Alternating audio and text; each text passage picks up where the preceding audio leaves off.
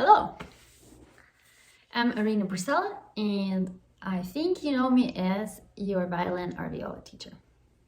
Today, I would like to talk about a dilemma that I constantly face. My dilemma is, do I spend time with my family and forget about all worries and burdens? Or do I make my kids practice music?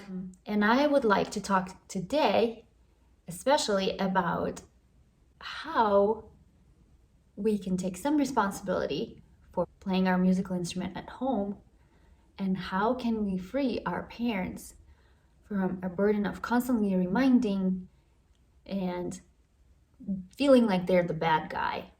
One of the first things I like to tell my students is that when you come home, open up your case with your musical instrument. Open it up, rosin your bow, put your shoulder rest on, and leave it there. When you do so, you're going to be more willing to come to the instrument and practice. One of the most efficient ways of practicing is practicing 5 minutes here and 5 minutes there. And it's easy for me to do so when my instrument is always open. Have you ever seen a good pianist that goes to a classroom or a mall and they see a piano, and what do? They come, they open it up, and they sit down and they play because it's available to them, because the instrument is ready to play. So if we use that approach in practicing, and if we come home and we open our instrument and it's all ready to go, well, guess what? The chances are you will probably see it, grab it, and start playing something. The next question you may have, how long do I practice for? And the answer is as long as you want. But there are some tricks. Of course, it's a good thing if you can spare a whole hour or 40 minutes or 30 minutes or 20 minutes, depending on your age and ability. How often does it happen in reality? I wouldn't say it happens very often. I would say if you are having a hard time dedicating a whole hour or 30 minutes to a practice, don't worry. You can grab your instrument and pick a one point that your teacher told you, and you can practice that for 5 minutes. Meaning you practice with a goal in mind. Every time I give you an assignment, I'm being very specific.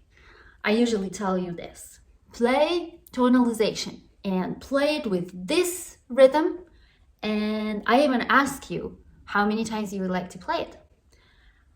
Or play this segment from measure 10 to measure 12 until it works out well for 3 times. Those are very specific assignments, and I think if you take those snippets of time and you try to practice this one thing, you will accomplish this task, right? And next time you play, it won't take you 5 minutes, it'll take you a minute or maybe 2. And then you can move on to next task.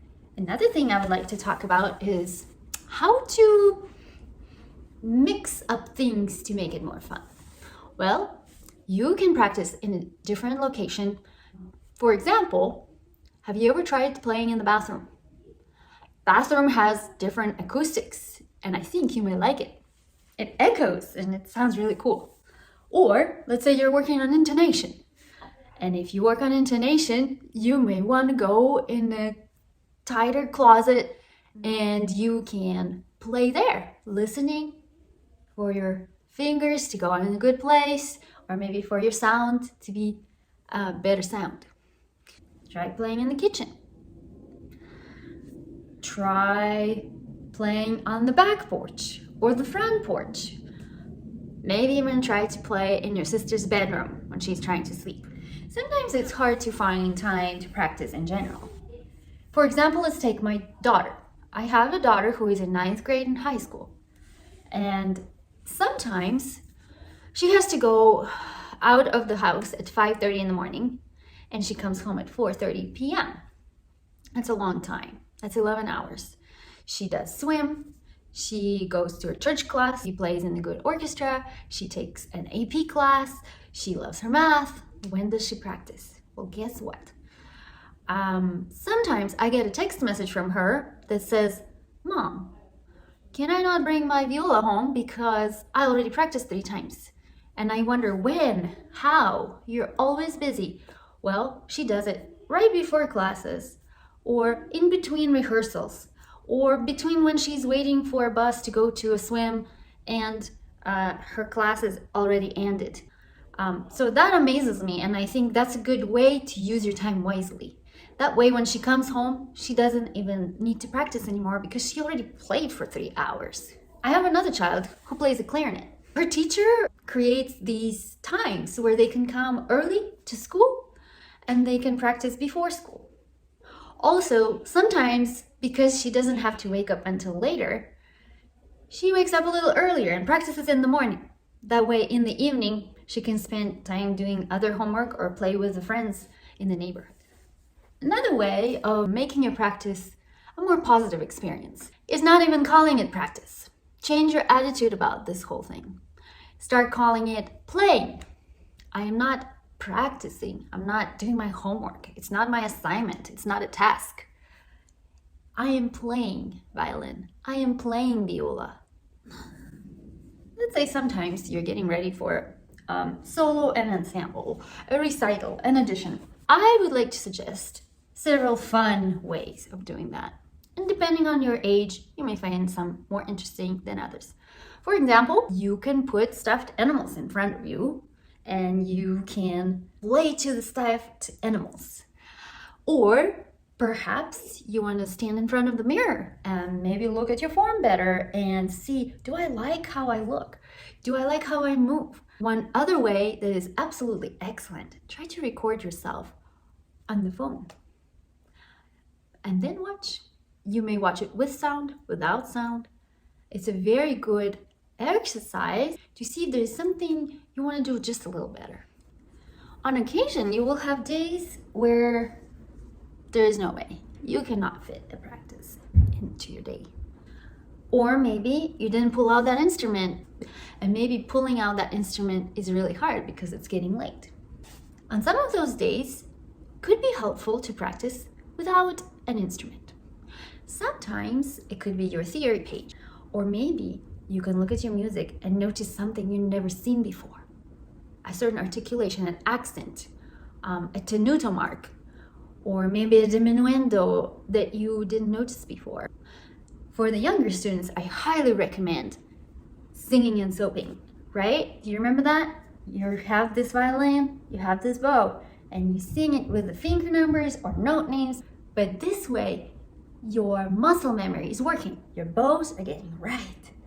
Your fingers are getting right in your head because you're pronouncing their names or the note names. Some of you have situations where you have to go from home to home. You live a certain number of days with your mom and a certain number of days with your dad. That can be difficult to practice on certain days when you know you have to be in different homes. Maybe in one home, you are able to do 5-minute practices for a whole evening. And maybe in the other home, you are forced to do a practice for half an hour and you're done. And maybe in some home, you're not even allowed to play. Please be creative. I know you can do this. Maybe in a home where people don't like you playing that much, maybe that's the day when you work on singing and soping or looking at your music. And last but not least, I would like you to reward yourself. I love you guys. I am so grateful for each one of you and for your personalities and for the way you like to play and the way you learn. I'm very grateful to be your teacher. I just hope this video is going to help you to be player of your instrument that enjoys the time one-on-one with your instrument.